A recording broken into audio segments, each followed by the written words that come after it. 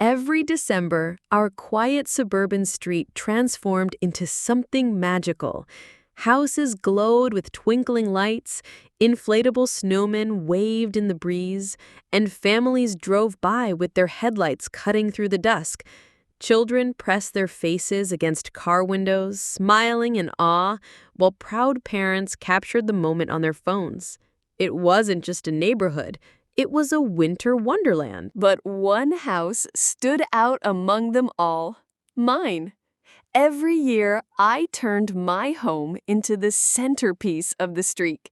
Candy cane walkways led to glowing reindeer, and a brilliant star crowned the roof, shining like a beacon of joy.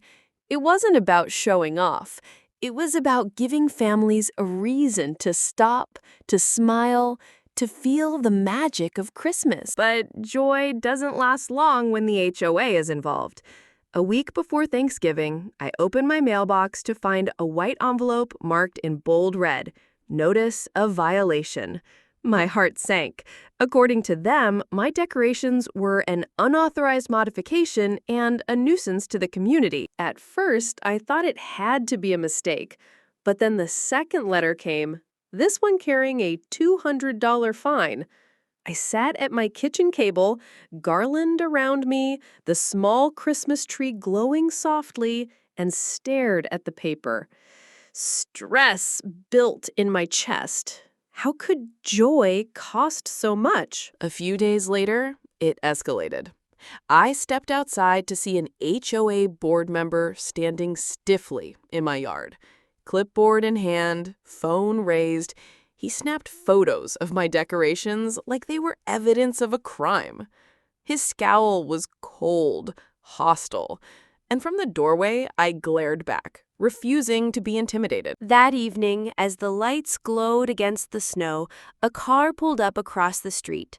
Through the fogged windows, two children pointed excitedly, their faces lit with wonder. Their parents smiled gratefully, and in that moment, I realized it wasn't just my fight anymore. The lights didn't belong to me.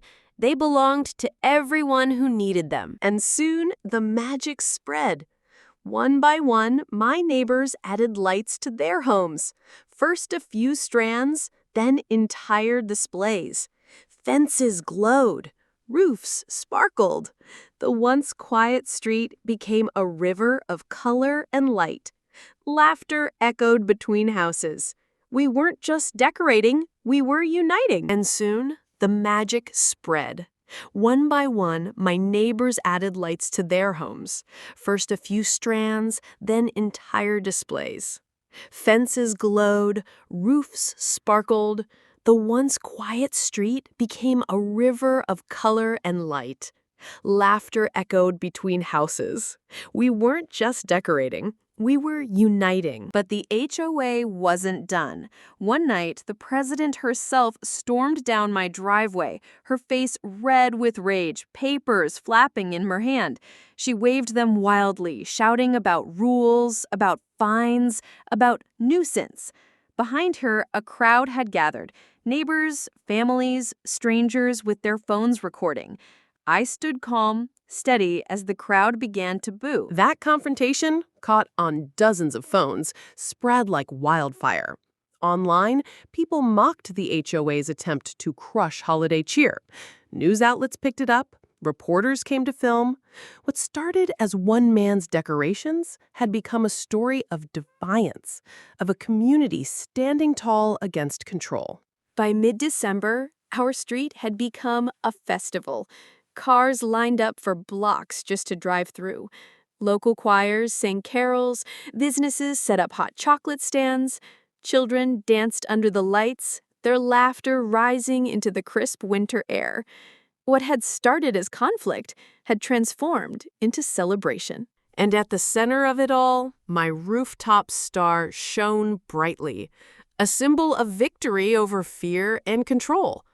I stood in the snow, watching the glow spread across smiling faces, feeling a quiet peace.